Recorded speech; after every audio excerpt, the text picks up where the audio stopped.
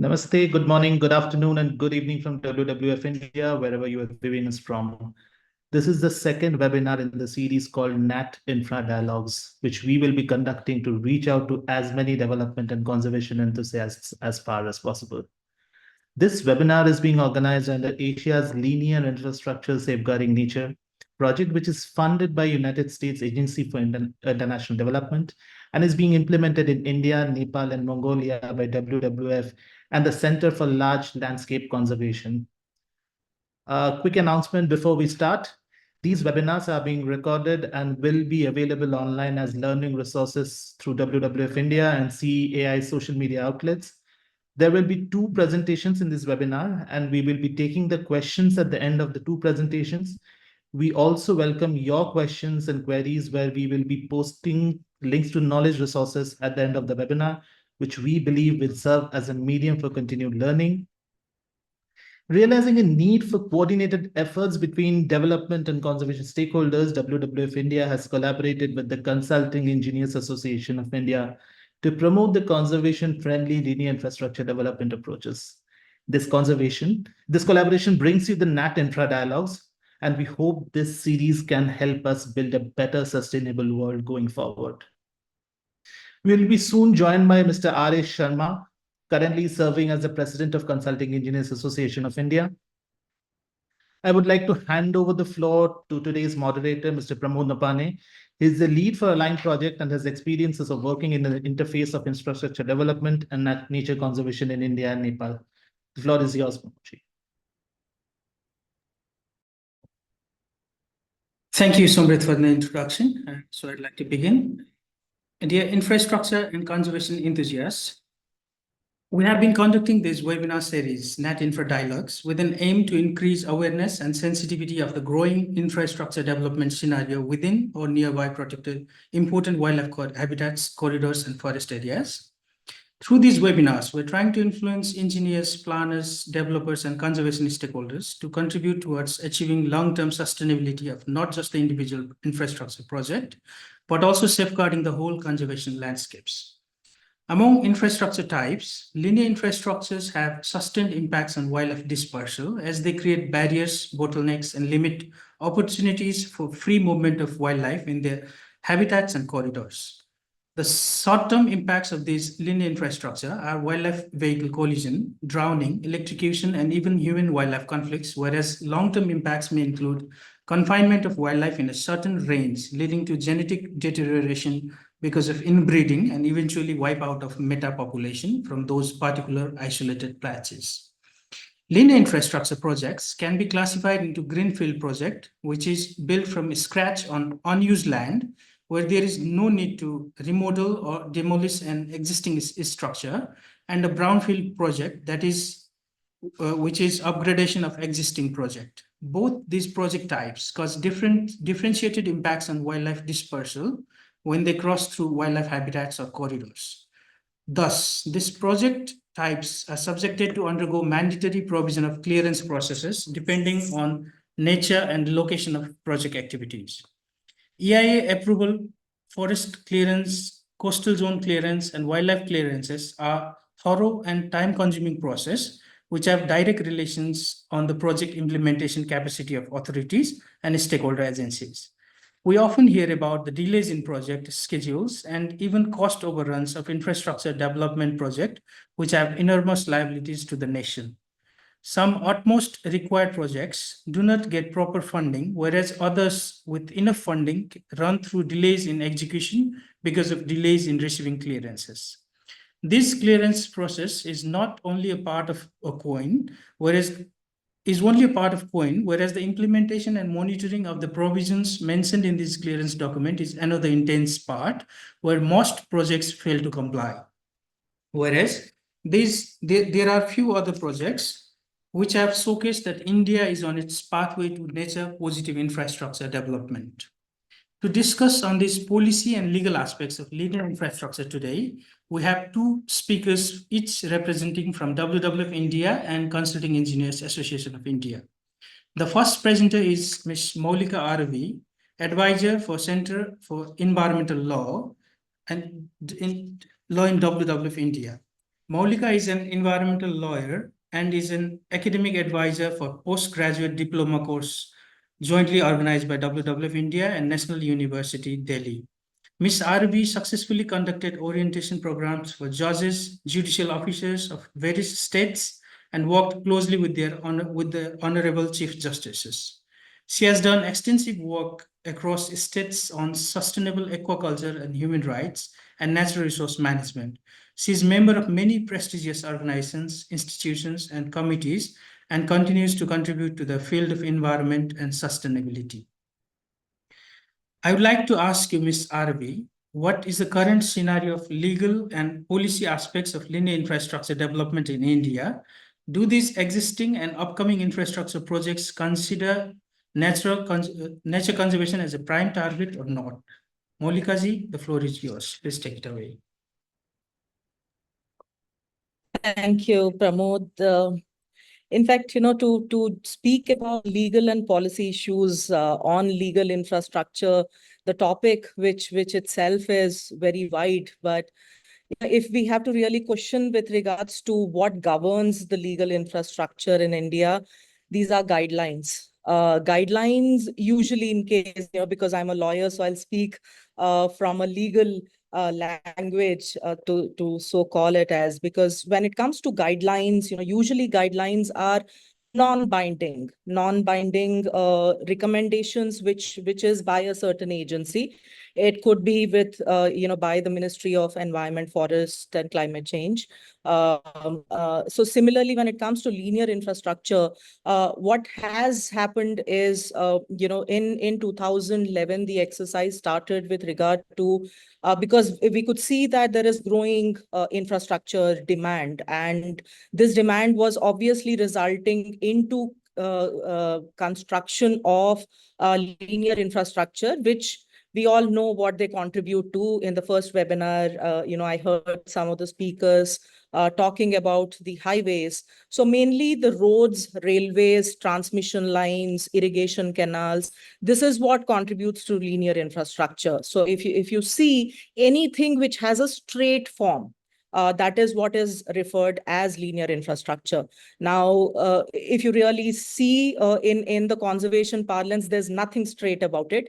The reason why I'm saying is because these guidelines and the various laws which we have and the way they have been kind of implemented, mainly the linear infrastructure projects within India, unfortunately, not majority have a success tale to tell us.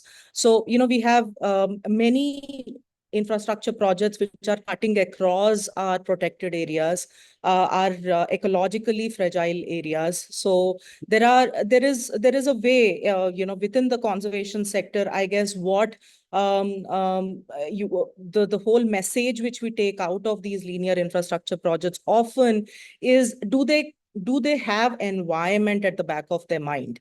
Are we really implementing these projects in a sustainable manner? So when it comes to laws and policies, what are these, especially, under what laws do we have these infrastructure projects very clearly mandated? And, where is this compliance requirement actually emerging from? So if you look at, we have Environmental Protection Act, under which the Environmental Impact Assessment, EIA, notification 2006, based on which most of the environmental clearances are given.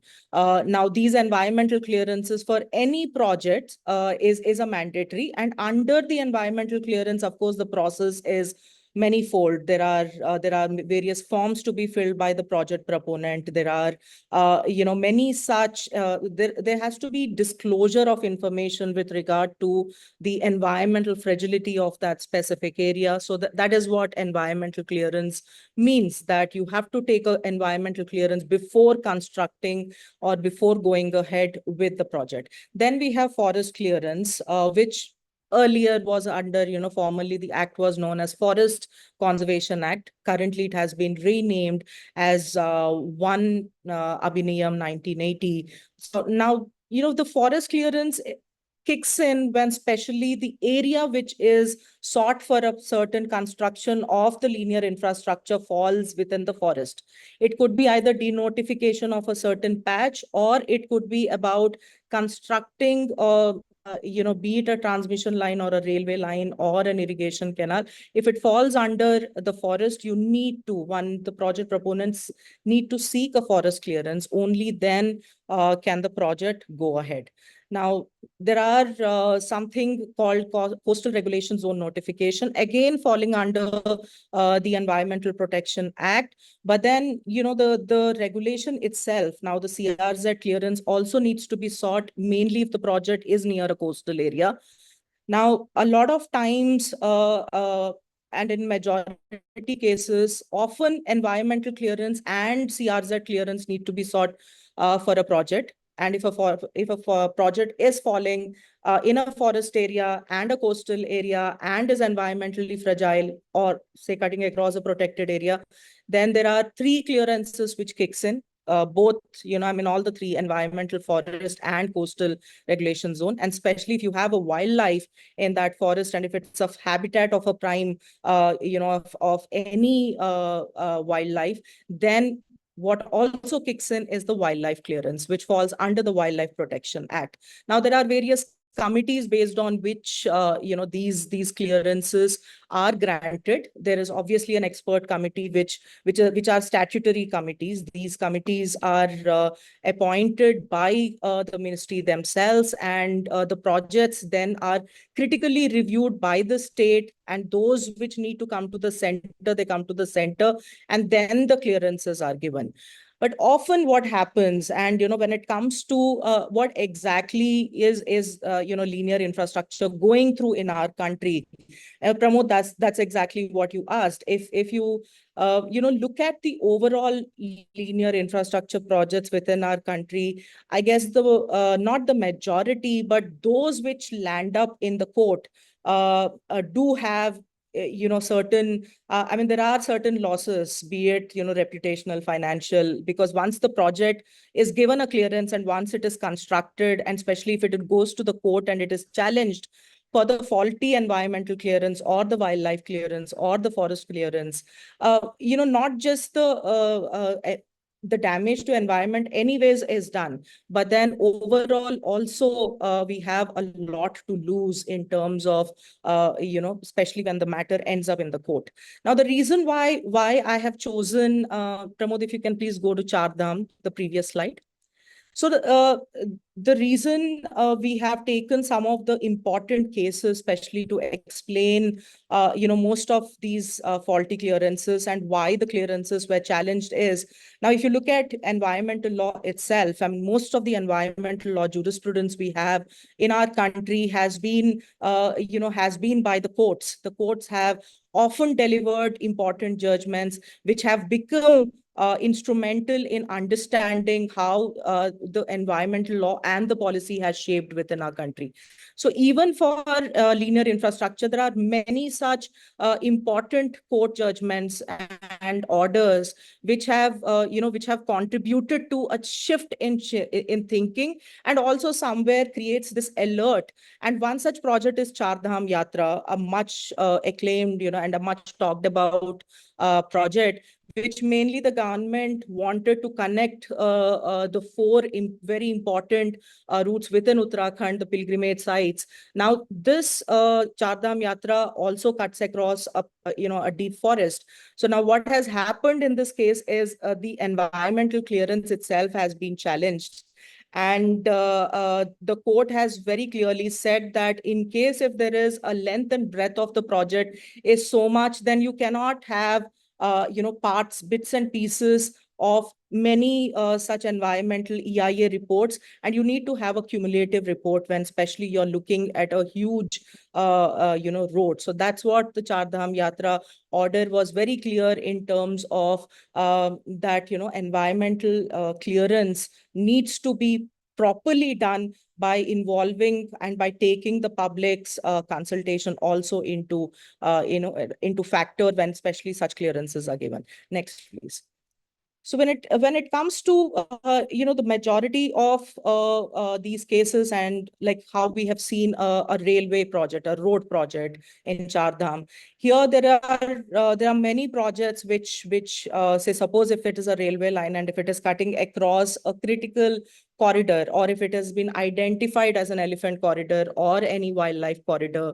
Uh, Again, in this doubling railway line between mainly Castle Rock, Karnataka, and Kulam, Goa, the contention and the court had very clearly said that, you need to bring in the precautionary principle. If you know what is the damage which is going to be done by such projects, you need to have, precautionary principle, and also, certain other environmental law principles, even like sustainable development principles, to put in action, especially while giving the clearances. In this specific case, because the railway line was cutting across animal corridors in Western Ghat landscape, there was an order which was very clearly said that the protection of environment, would have precedence over the economic interest.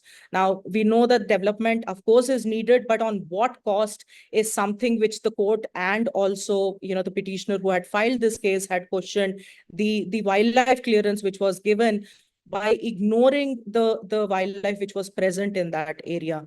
Now, the court had very clearly said in this case that it is not, the court mainly emphasized that it is not always necessary that there should be direct evidence of harm to the environment. But if you can, after the project is constructed and there is a damage which will be done to the wildlife, that also causes a damage, and one needs to factor even those, the future actions which will be created by these projects into consideration while designing a project. Next, please. So, with railway lines and with roads, of course, there are many issues which kick in. Now, when it comes to transmission lines, a lot of times people don't understand, or the immediate effect of, okay, what could a transmission line possibly do? Because it's either a poles, or it'll be like a quad angle which would be developed, and through which the electricity would be generating. Now, these such projects, and especially when they are designed in such a way, or in an area which either belongs to a migratory species, it's either classified as an avian route, or if it's a deep forest and the transmission lines are causing harm to also the existing wildlife. So this is what which needs to be considered. And in this case, especially, the court had very clearly said to Transco that while you're designing such projects, and the tribunal bench, one of the tribunal benches, which is Southern Bench, was in fact, the judges were quite angry on the way the project has been designed, because the permissions were taken for an individual poles. But what got constructed there instead was a quad triangles, mainly the quad towers, which would pose a lot of harm to the wildlife. So, which is why there was a shift, and in this case, the court had very clearly said that there will be a penalty imposed, because the project was already constructed. Because they could not bring that down, they wanted the mitigation measures to be in place, and they also imposed a fine on Transco. Next, please.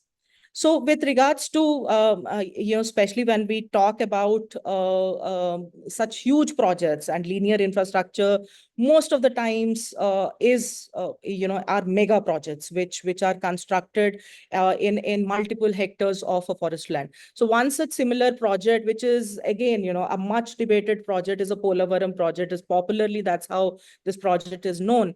You can see the before and after images. Now, what has happened to the entire geography of that area. Now, when the KG and the court had again come strongly on this case, where the tribunal, again, the National Green Tribunal, observed in this case that the KGPR project, which is mainly the Krishna Godavari Pennar river linking project cannot be executed, mainly because the statutory clearances were not attained and the permissions were not obtained based, and they were not, enough environmental information was not given in, complete information was not provided for, which is why there was a pushback, and the court had very clearly said that you cannot go ahead with the project, especially when it is going to cause damage to both humans and wildlife in the future. So this case is also very important, considering the amount of, mainly the penalties which can be imposed on such projects, especially if they are done and constructed mindlessly. Next, please. So what is, I understand from Pramod that there are also a lot of engineers, who are attending this webinar. Now, mainly Great Indian Bustard is also one such important case where the Supreme Court had very clearly said that, if at all the habitat of a bird which might go extinct, and especially GIB is not that it's present all over India. It has only selected 2 areas, and that's what we call as GIB habitats. Now, in case if as a whole country, we are not in a position to just conserve these 2 areas, then we need to think seriously about, what are we constructing and what are we building. So GIB is one such case where the Supreme Court has come down very strongly and said that all the transmission lines need to go mainly underground, because the damage to GIBs will cause extinction of this bird. In 2024 and recently, a couple of months back, there was an order where the court has again said that, while not all the lines might be possible that they go underground, but at least majority of it, and wherever possible, we need to explore whether the transmission lines can go underground for the purpose of conserving this bird, which is Great Indian Bustard. Next, please. So when it comes to, what can engineers do? Now, of course, the role of conserving environment is not just with one stakeholder. It just lies with all the stakeholders, and we all are party to many such instances where one is possible with advocacy. Some might be possible by just applying the guidelines thoroughly in a certain project. And some of the cases, and I have just picked up 4 cases to talk about, where the court has very categorically told the engineers, and I would like to quote exactly what mainly the court had said in one of the cases, which is Mandovi River in Goa. I quote, "We are also concerned with the in-house environmental due diligence practices adopted by the major infrastructure agencies." Now, the reason why the court had said this is because there was a clear violation of environmental laws when especially the clearance was given to the projects. Now, the environmental performance, the court has very categorically said that it is important that somewhere, the environmental performance should be an integral part of even corporate performance, that any company or any consulting agency should consider the environmental factors and should consider what will violate the environmental laws, especially when giving permissions or for when filling these forms for giving and attaining clearances, especially when, there are fragile projects involved. Now, the one other case, which is in relation to dumping of waste and, handling of mainly the chemical hazardous material, like any, chemical which would cause possible harm to the soil and also the groundwater. One such case is an environmental clearance which was given to a chemical company. There were 3 companies involved in this in Gujarat. And the case had very specifically, and the court had said that there was a failure of engineers and environmental consultants to adequately assess and disclose the environmental impacts, mainly with regards to handling and also the hazardous, and understanding what these hazardous waste could possibly do to the people living in that area, and also to to the environment. So there was again a clear instruction given by the court that right at the beginning of the linear infrastructure project, one needs to factor all the conditions and all the guidelines which are in place, mainly for giving while giving permissions, or while even proposing for a project for taking these permissions. Now, in another matter, which mainly again is disposal of hazardous waste by industries in Bichri. This is in Udaipur, where the court again was furious, mainly with regards to the not just the precautionary principle, but even polluter pays principle kicked in this matter, where the court observed that there was a gross failure by the project proponents and engineers in fulfilling their environmental obligation. Now, there was a clear negligence because there was a false disclosure of information which was done in this matter, and which is why they laid down stringent conditions, and they said that unless and until you have thoroughly studied a project and also make your references, be very clear in terms of the human damage and also damage to the environment which will be caused by in case if untreated waste is released into the soil. One other very important and a famous case is of airport MOPA case, it is called, an international airport which was supposed to be in Goa.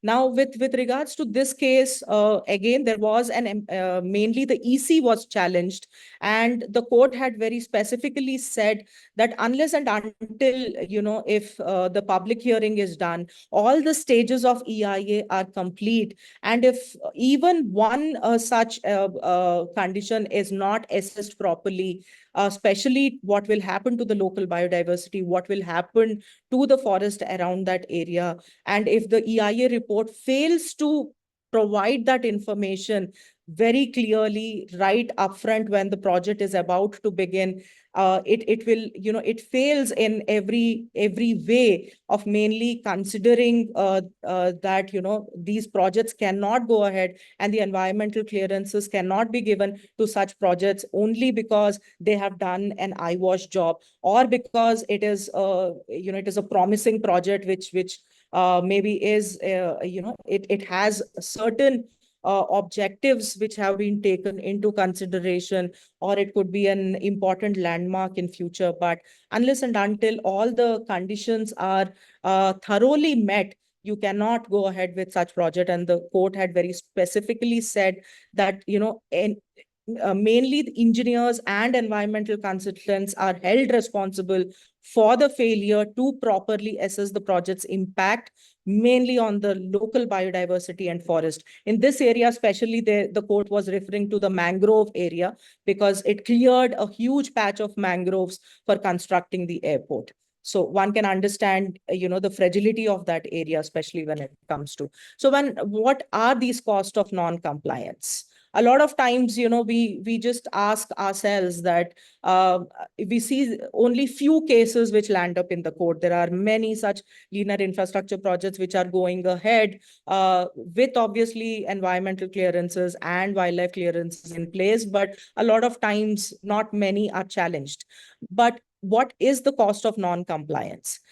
Of course, the environmental damage, the financial damage. You've seen how the courts have levied compensation in some of the cases, which could contribute to 1% or 10% of the project cost. So it's huge, especially when you look at a certain company and the cost which they have to bear, especially if they do not adhere to the guidelines which have been levied. The reputational risk. A lot of times the company is perceived in a certain lens, especially if there is a Supreme Court judgment, or if there is a National Green Tribunal judgment with regards to how the company has flaunted or misused many of these, or have not complied to many of the laws and policies. So obviously there is a reputational risk.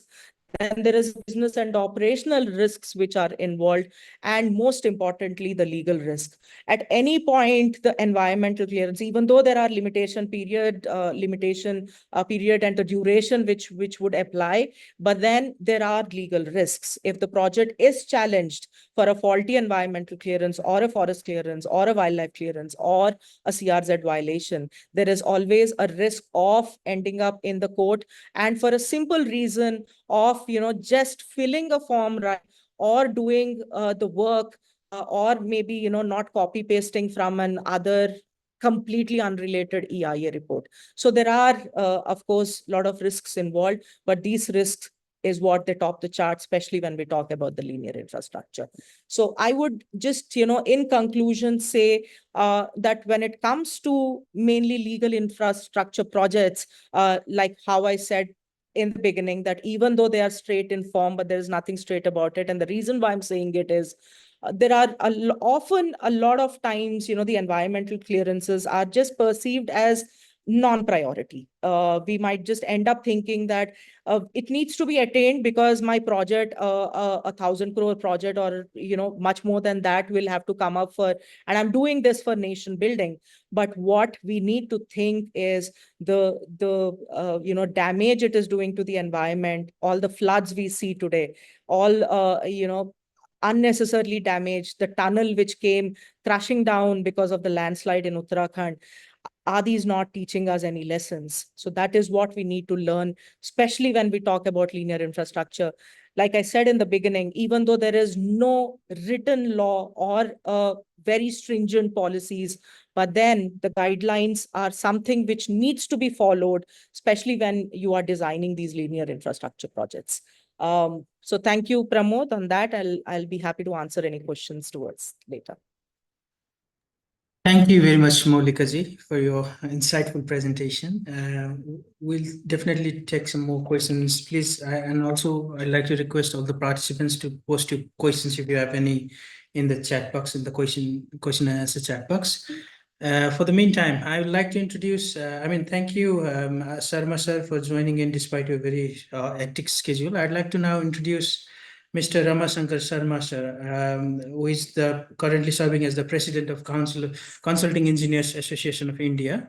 He has worked in the Ministry of Transport and Highways from 1972 to 2006 and took voluntary retirement from the post of Chief Engineer in November 2006.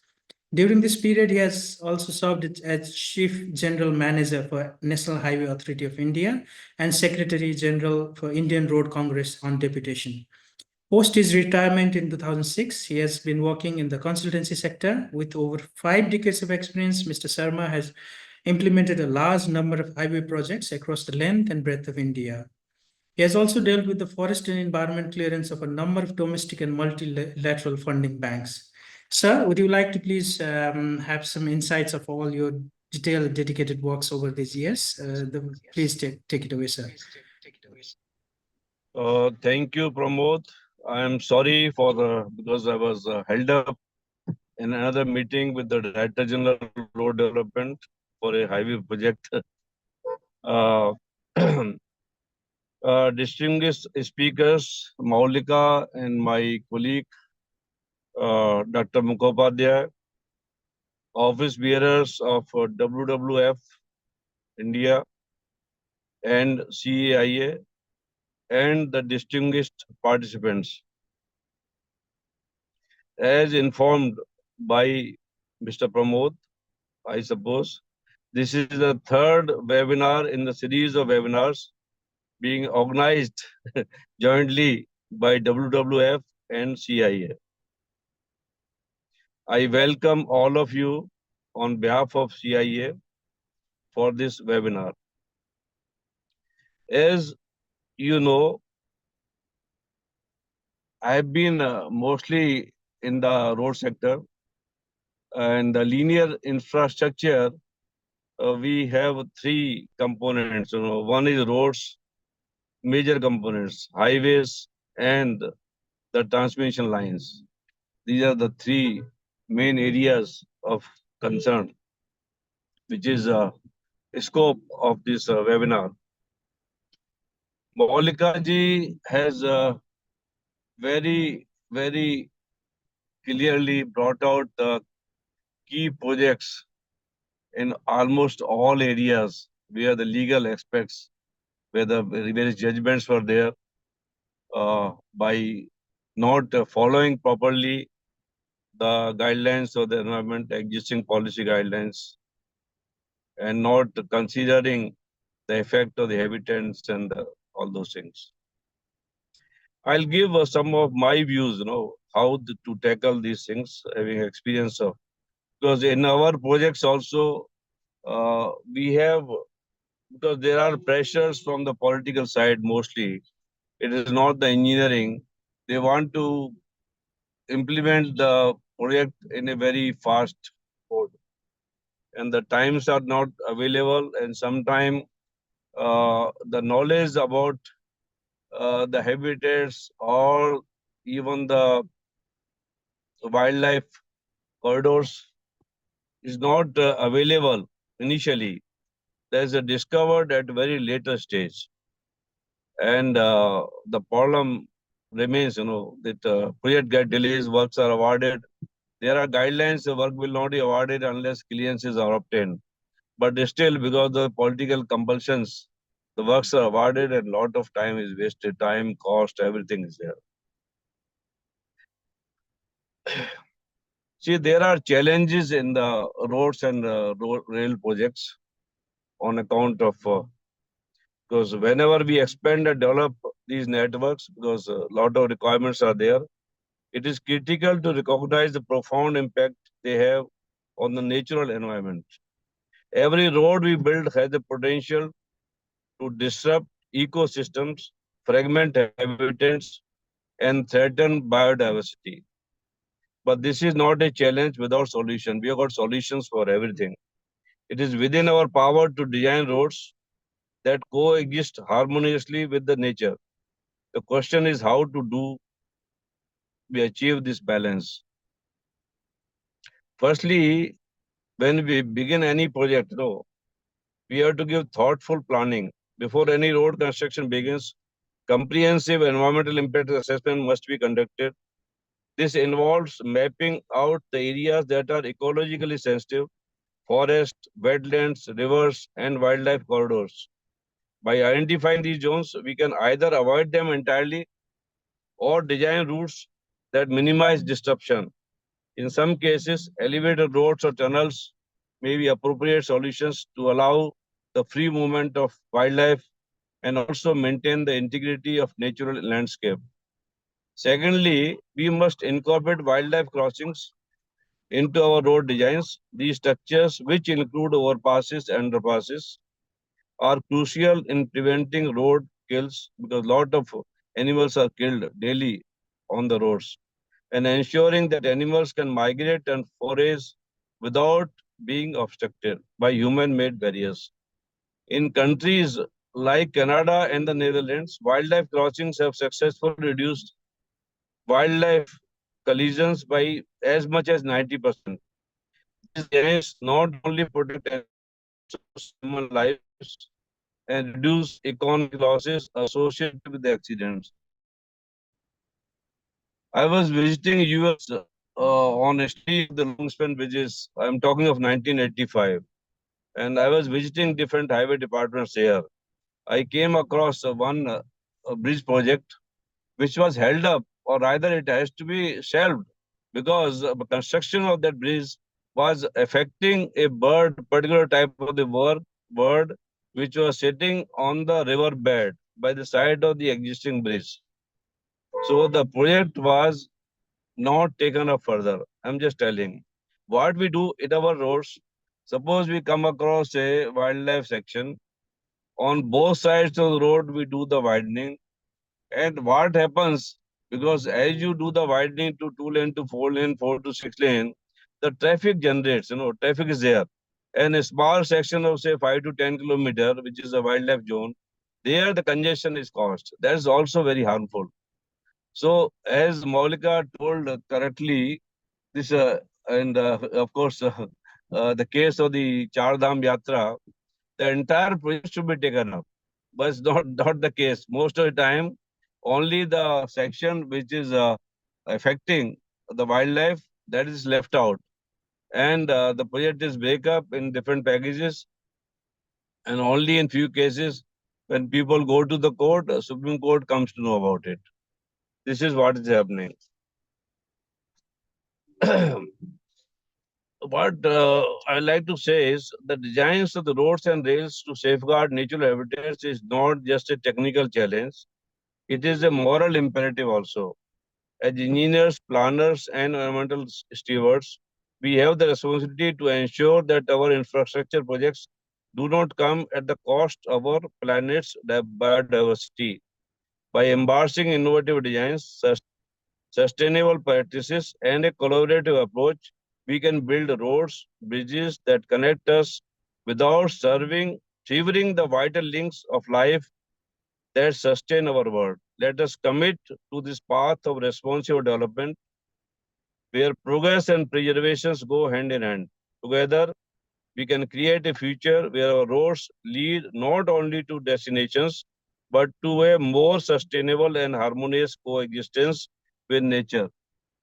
Uh, I'll want to say a few things about the current policies and this one because policies have to be looked at it to the case to case basis. Sometime the judgments which come pertain to some other sections, those are enforced for all type of the works. I had a case near this. This is in Uttarakhand, near Rishikesh. The latest guidelines shows that was pertaining to a mining section, but is applied for the highway also. Suppose from the wildlife zone, this is a 1 kilometer stretch, then some particular requirements are there, and the 1 kilometer entirely is a habitat section. So our project was going within that zone. So to avoid that para, so we had to curtail the project. And in that section, we had not proposed anything. We had proposed no widening, nothing, only improvement work. So, but we have to cut short the section. So that also some requirements are there that has to be reviewed it. So which are to be considered, which are not to be considered on a case to case basis. With this, I'll open the house and give to the Mr. Pramod. Let us see. Sir, thank you very much. Thank you very much, sir. It is very insightful with the long experiences working in this very key crucial roles and responsibility in ministry. You have a lot of experiences, and thanks for sharing that. And also, we will be having more of these sort of information sharing from experts like you in going future as well. So thank you for that. Next, I'd like to invite Dr. Biswajit Mukhopadhyay. He's the Joint Advisor for Environment Division at National Highway Authority of India. Sorry, I'm just, okay. National Highway Authority of India. He has more than 36 years of experience in the field of environment, forest, and biodiversity assessment. He has prepared biodiversity conservation plan for various roads, highways, and expressway projects. He has also developed various guidelines, policies, and standard operating protocols in coordination with Ministry of Environment, Forest, and Climate Change. Sorry, can you please mute, sir? I'm having your background noise. Sorry, sir. He has various publications, guidelines, and reports in national and international labels. He has written and published more than 100 technical papers in various national and international journals as well.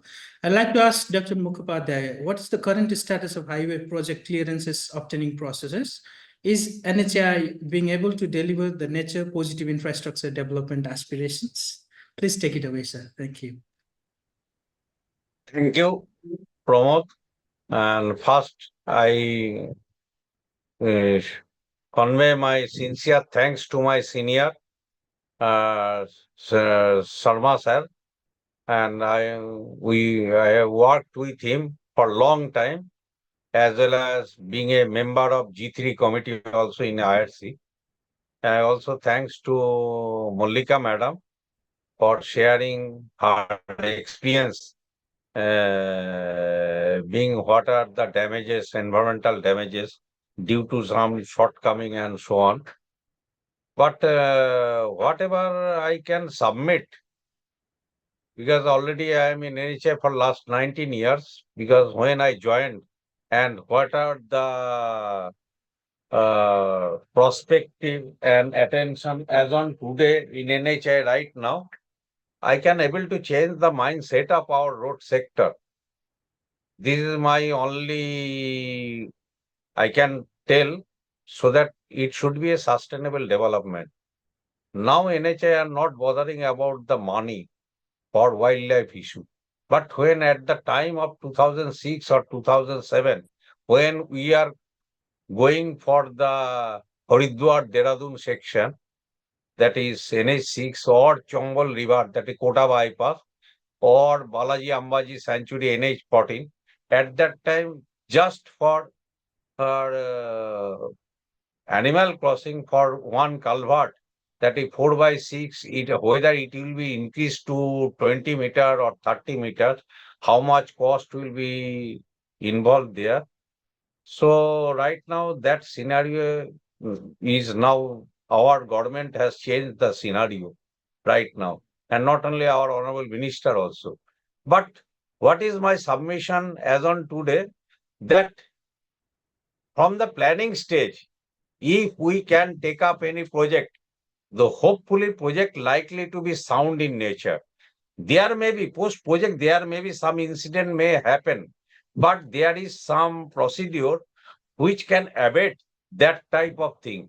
Even though as on today, what is happening, because animal does not know any territory, they does not know the state boundary or international boundary, and whether due to food and their habitat, especially for the elephant, often they change their path. Because I don't know, you are best judge, you are doing all this.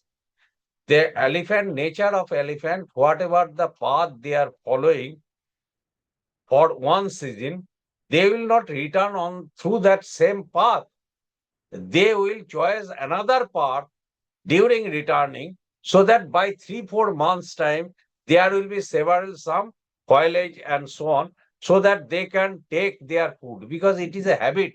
Out of 24 hours, 17 to 18 hours, their food is required. So these kind of, just I share only the behavior of one animal.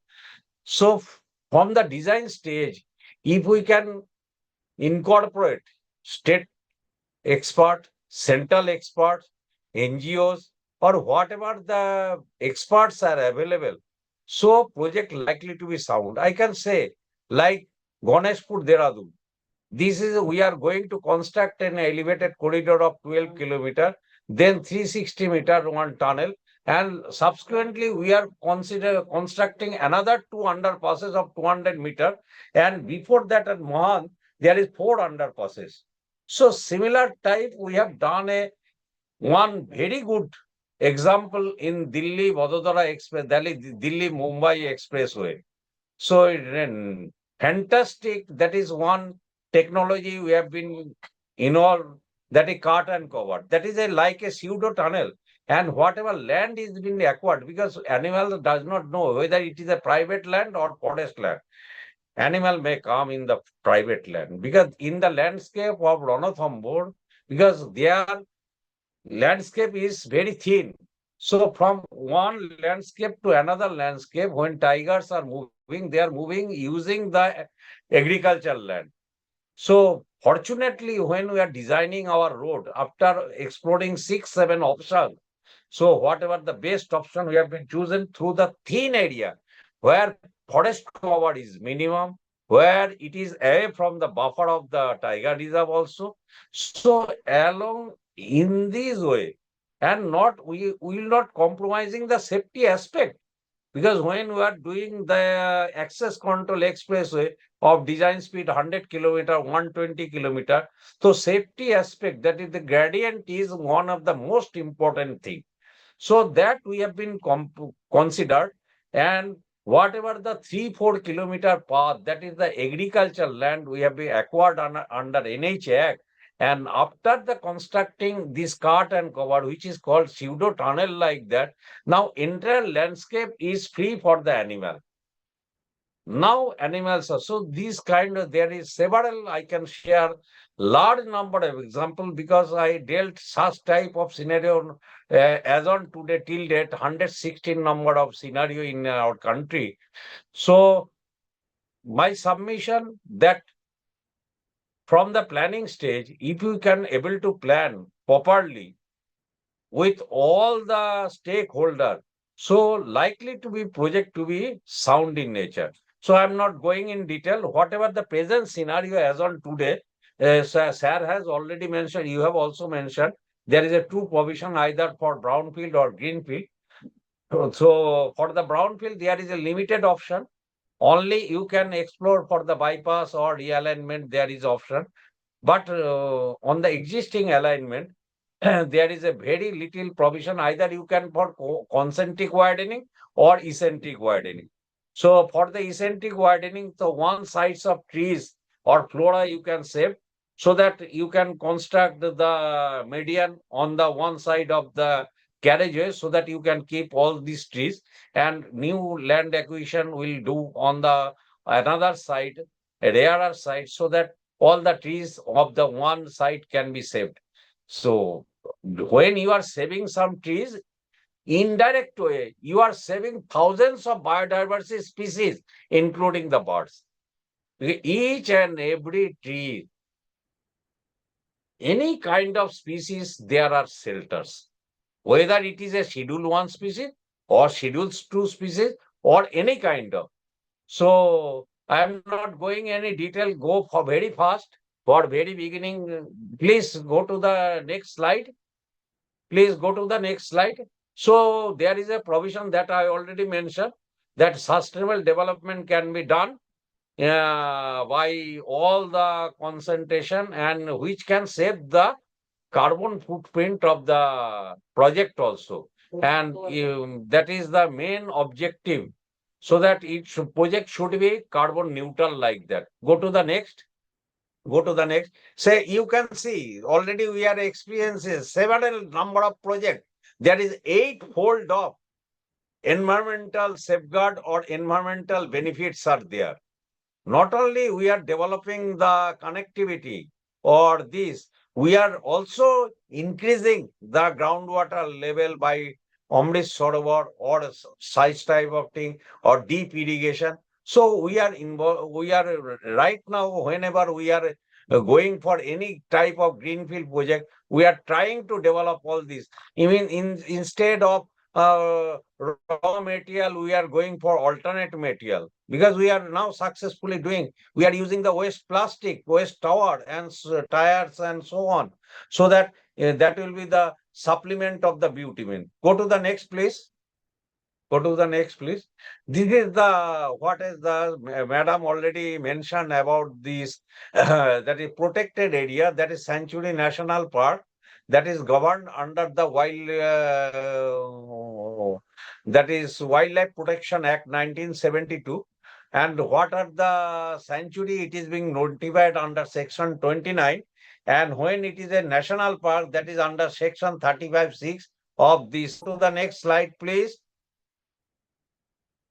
The activities inside the tiger reserve, because only the animal, Schedule 1 species, the tiger, whatever the tiger habitat or one landscape to another landscape, that path, that is governed under the Wildlife Act. It is under 3801G or 38 or 38W. So under this provision of Wildlife Act, these are an activity inside the conservation reserve also. Like there is several number of conservation reserve in our country.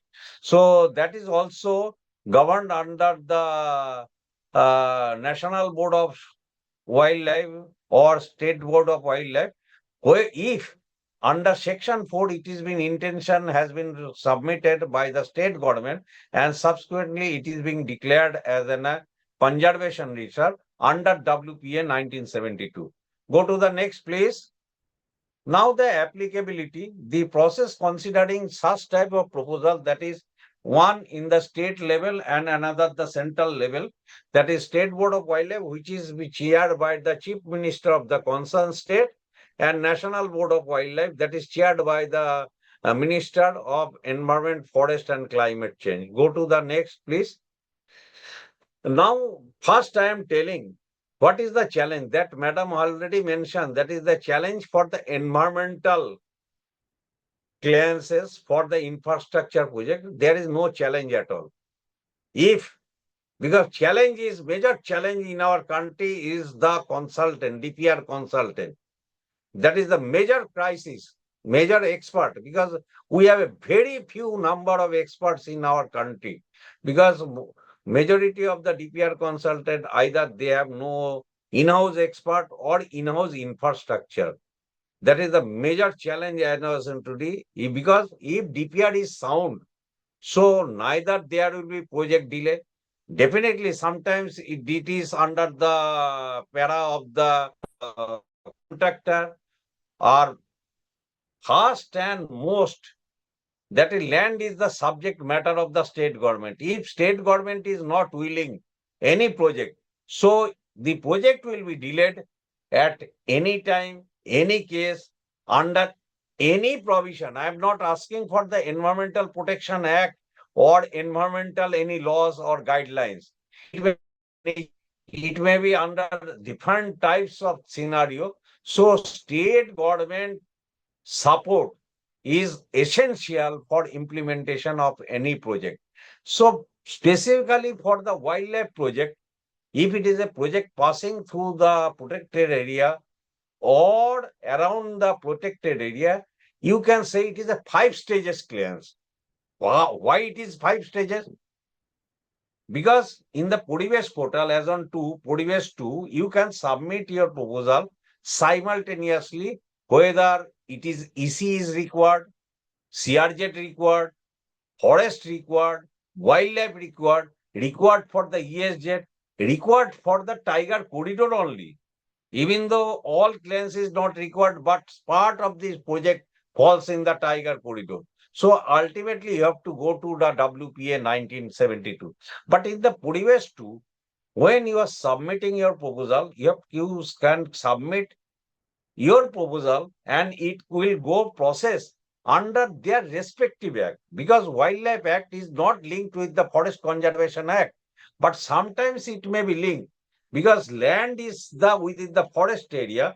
So until unless you are covering 1972, you cannot go to 1980 also, or other vice versa, 1980, but until unless you are 1972, so you cannot step in this.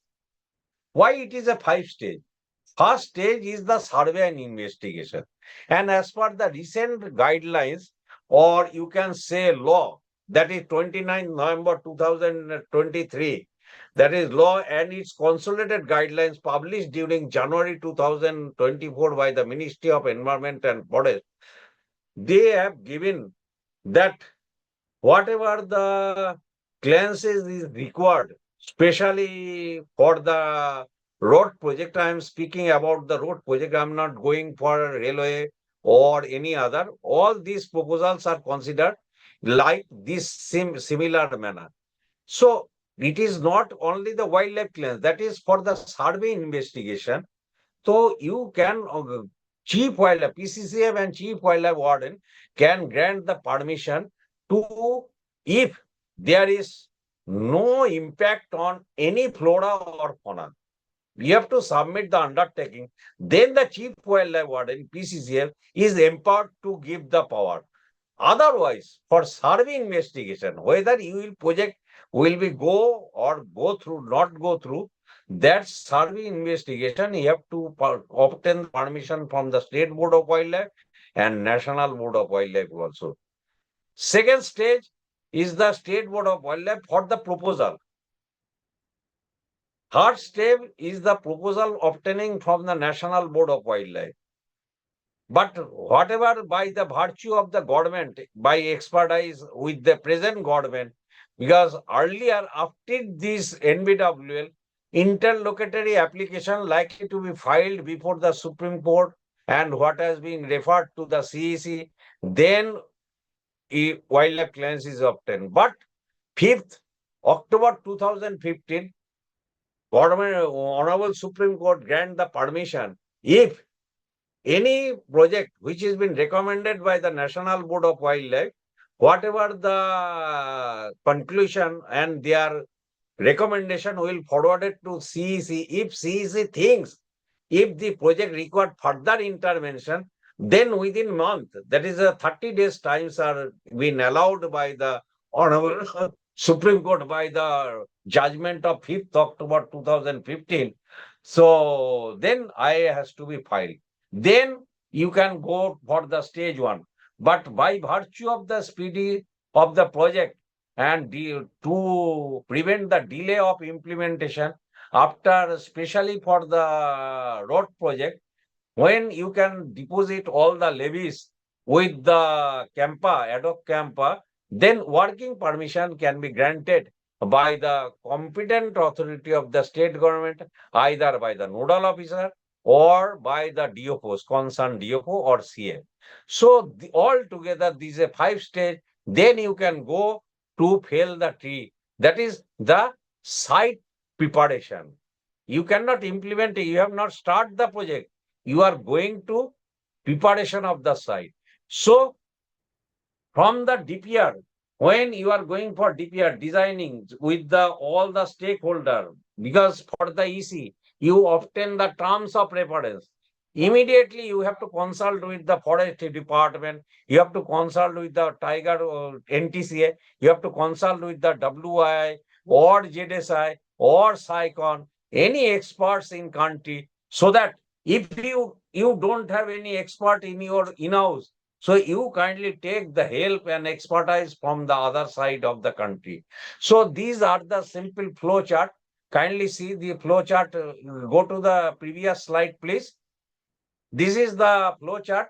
How it is a complex in nature. I am just submitting their proposal likely to be submitted. It is a 6-part. In the forest clearance lies a 5-part. In the wildlife clearance is 6-part. That a part 1 and part 2 is to be filled by the user agency.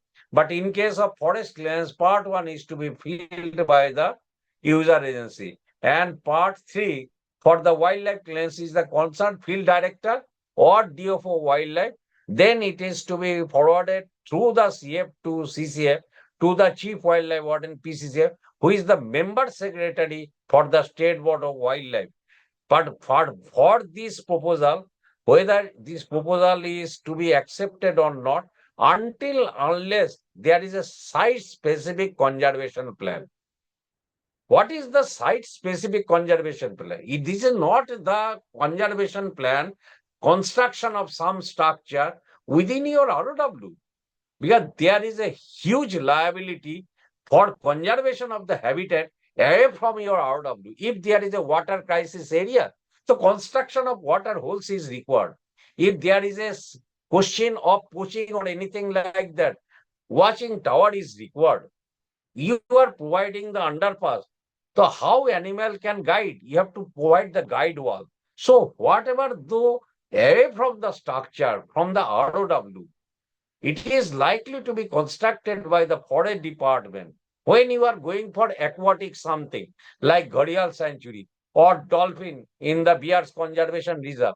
So there is a system how to monitor their rescue system, rescue operation, some unit, so that if any accident happen, so that immediately it has to be rescued and it can be gone for. So it is a comprehensive conservation plan, which is called on-site and off-site. Some of the part has to be implemented by the user agency, and some of the part is to be implemented by the forest officials of the forest government or any other appropriate organization.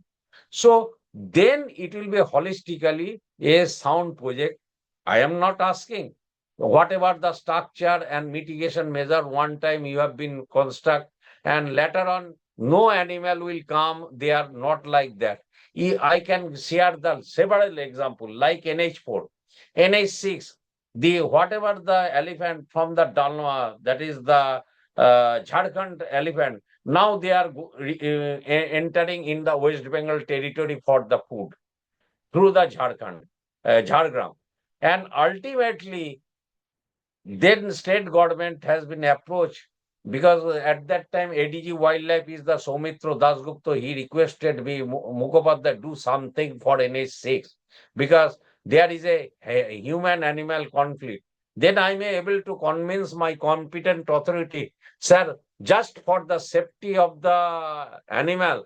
So whatever the rigid pavement, which cost is almost 3-4 times from the bitumen pavement. Ultimately, for construction of 100-meter underpass or 200-meter underpass, this is not a simple job.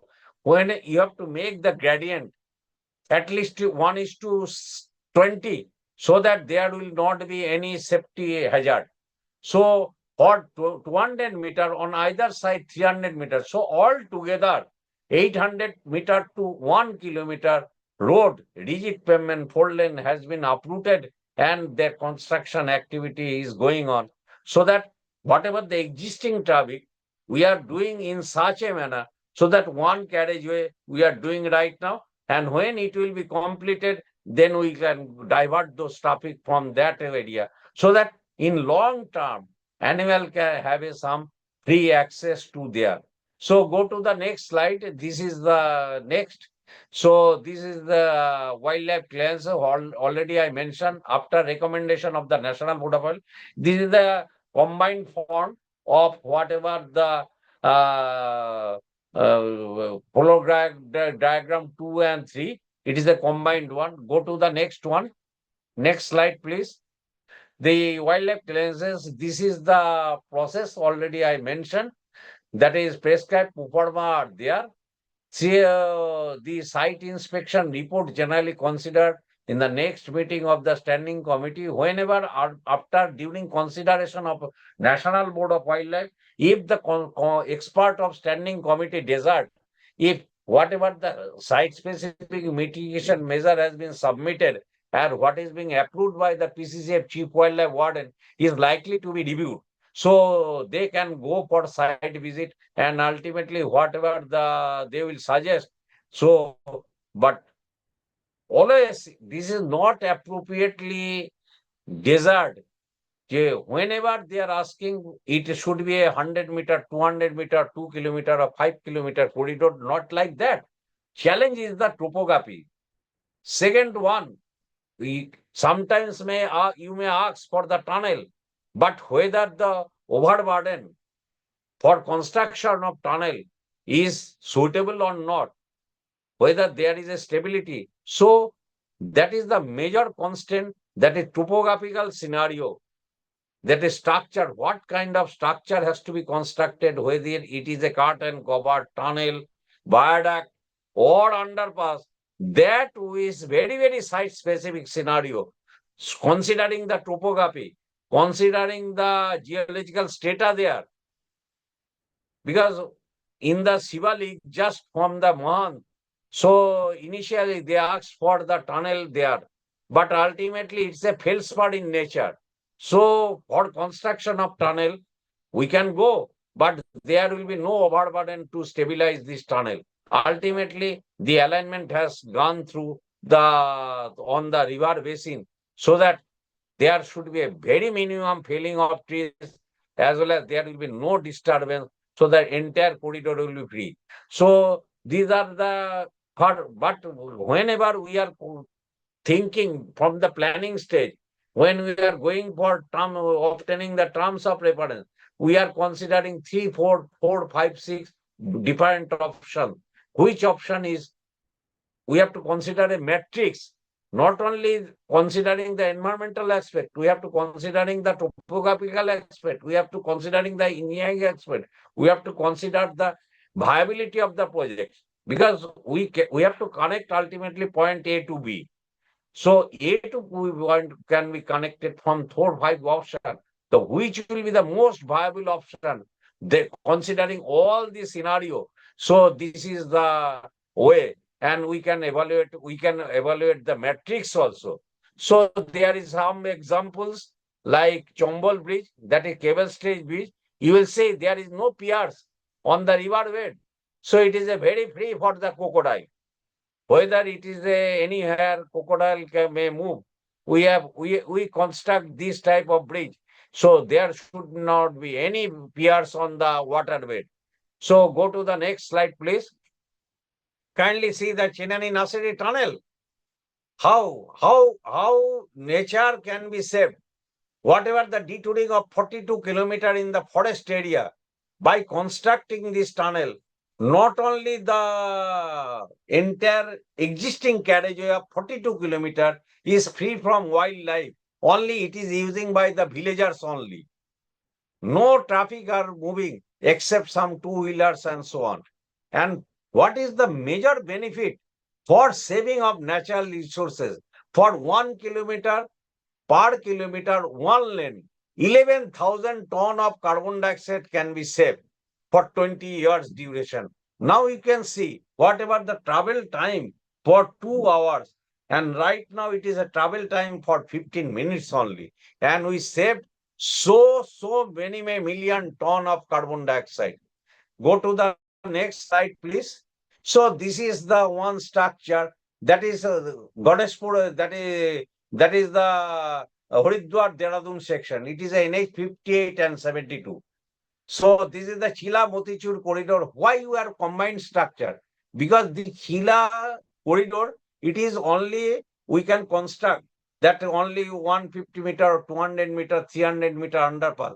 But adjoining there is a Ganga small bridge and then Arabi. So when NHI planned, because especially for this reason, Harish Bardhan Salve has been appointed from the Honorable Harish Bardhan Salves have been appointed specially for this project. When Central Impact Committee in our country, this is the first case during 2009 has been divided into two parts.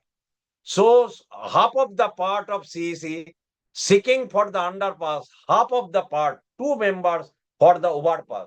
If you construct the overpass, adjoining there is a railway line within the 50 meter. So we can increase the height. But how for the railway line for increasing height of 1 meter, because their gradient should be 1:300 at least to maintain their safety aspect. For the road 1:20, so that we can manage. And this is this is a very good example for the NH7.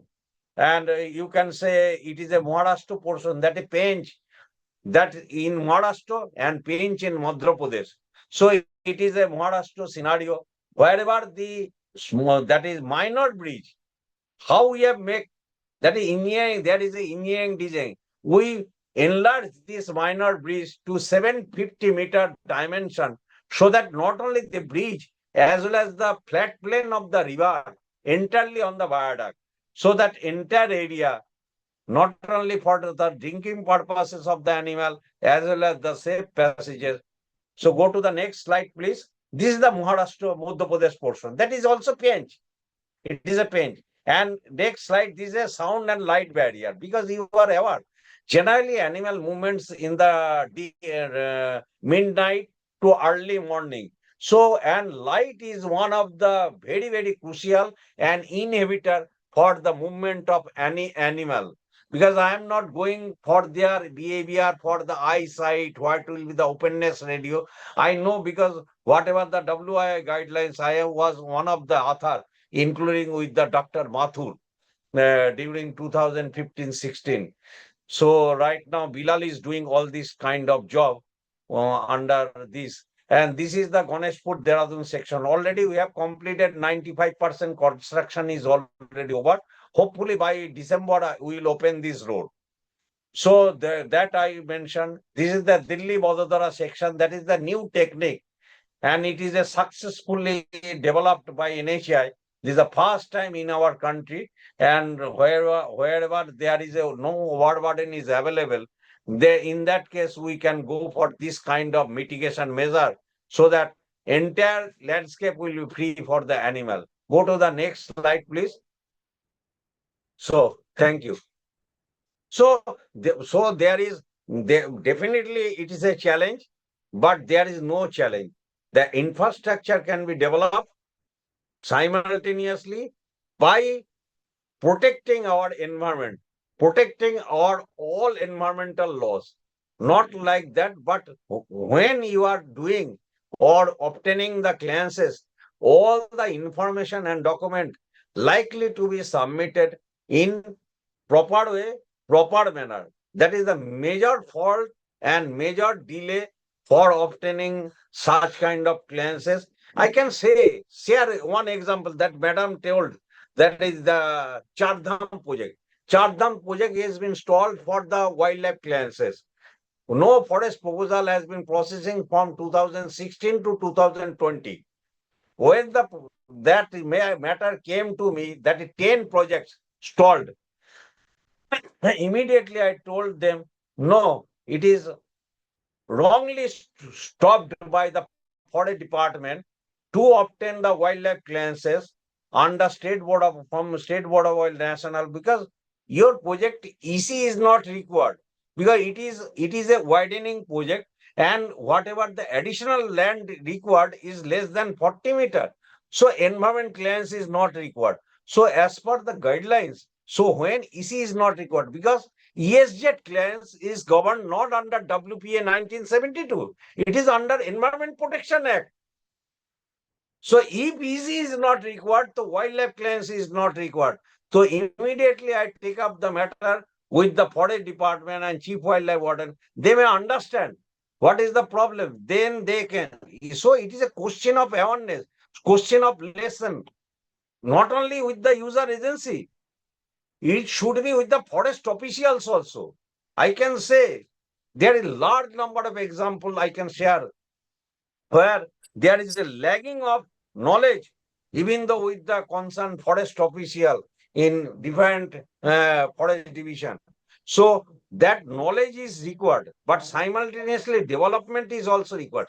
For the forest land, I am not asking for escaping the wildlife land, but for the conservation under FCA 1980, when you are granting the permission, to adequate animal passage plan has to be implemented. Because 10 projects is been cleared, I could able to remember the month also, August meeting.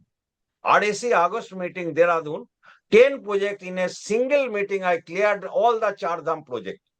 Though this is not NHAI project, because assignment came to handed over to me.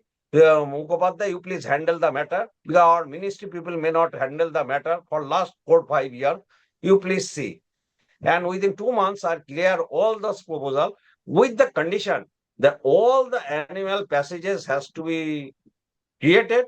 And secondly, try to first, when you are doing any improvement work, first you go for retaining wall, so that further erosion should be stopped.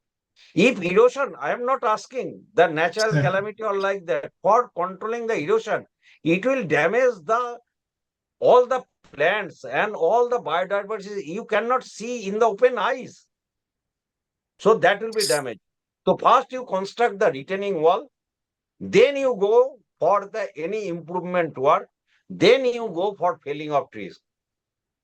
Sir, thank you. Thank you, sir. Thank you very much for your very insightful presentations, and a lot of details with all your experiences has really enlightened us, and we will definitely follow up on to that. We have already run out of time, but I'll be taking, very few questions now, only 2 of them, one for Moulika ma'am and another for you, sir. So I'd like to begin with Nina M. Joseph's question. Moulika ma'am, can you please list all the environmental compliances applicable in India? That's one. And another is Sangeeta Mitra writes, now the rivers are also under national waterways for more transportation and saving travel cost, which needs attention. Is there any specific regularity mechanism to look into environmental threats other than EPA is their question. So could you answer that, Ms. Moulika ma'am? Thank you. Sure. Let me take the second one and then I'll come to the first one. So, when it comes to waterways, which I guess Sangeeta has pointed out. Now, that is an act which has been introduced by the Ministry of Shipping, because there are a lot of waterways which have been identified in India. In fact, more than 100 waterways. Now, but then if you look at other than EPA, what can be applied? So Sangeeta, I'll just mention here that it's not always necessary to have one or the other specific act to deal with the problem. Our Supreme Court and mainly Supreme Court in many environmental cases has also brought in the Constitution of India. And the specific articles, like, for example, Article 21, which is right to life, has a wider interpretation. Now, in case if, even if in the presentation I spoke about the transmission line in Telangana where Transco was fined. Now, in that case, also, Supreme Court had specifically said that Article 21, which also should ensure safe environment and, to something which preserves our biodiversity and our ecology for posterity. In case if there is a question which something which is challenged, and if there is a problem by constructing of that project, and there could be direct or indirect effects to the environment and also humankind, so you can also challenge based on these articles. A lot of times, for example, the National Green Tribunal doesn't have jurisdiction of the Wildlife Protection Act, for that matter, any criminal jurisdiction. But then, there are cases like, for example, Kaziranga Numaligarh refinery case, where the entire elephant corridor was conserved. Now, even though it was environmental, the wildlife clearance, but then of course, the councils and the lawyers smartly took and, they spoke about the environmental clearance which was given. They did not really speak about the wildlife clearance. But then the case was heard and there was a judgment given in that matter to mainly demolish the wall and the elephant corridor retained. So I guess, Environmental Protection Act is not just the only act under which multiple notifications and guidelines are there. There are many such environmental laws, and more than anything, there is Constitution of India, which will always protect the environmental rights which we all possess. So the first question I'll come to, I hope that answers, Sangeeta. Pramod, can you repeat the first question, please? The first question is from Nina. She writes, can you please list all the environmental compliances applicable in India? Okay.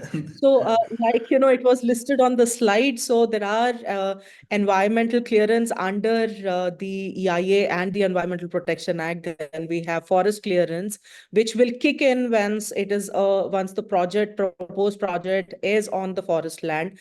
Then we have CRZ, notification under which the CRZ compliance need to be taken. Now, within CRZ, like also Dr. Biswajit pointed out, there are many processes which are listed on the Parivesh portal. And each of these processes, in fact, very clearly, also designates a form that, what form and what part A or part B or what primary form are you supposed to fill in case if the project is under certain hectares. So the area is also very clearly given. If it is below 2 hectares, what is the kind of form you need to fill in and what are the details you need to disclose. Similarly, there are other such forms, and so the processes are quite very clearly, in fact, laid down. And so that's what the CRZ does. And then we have wildlife clearance. Wildlife clearance will kick in, especially if it is a habitat of a Schedule 1 species, and also, if it is a identified corridor. Even though the term corridor is not legally defined, but still corridor under the NTCA guidelines, there is enough evidence given and enough literature has developed over that what are these designated corridors and how many corridors we have. So the clearances will kick in, especially based on whatever the category of that specific land is. So these are some of the compliances. Thank you very much, Moulika ji, for your very elaborations, detailed information. So we will have I would like to add some clarity. What about the question number 1? First of all, as per the delegation of power by the Ministry of Environment and Forest, that is activity-wise, there is a pro forma form For obtaining the EC is required or forest clearances, but especially for the corridor, if it is a tiger corridor, so that will be come under WPA 1972.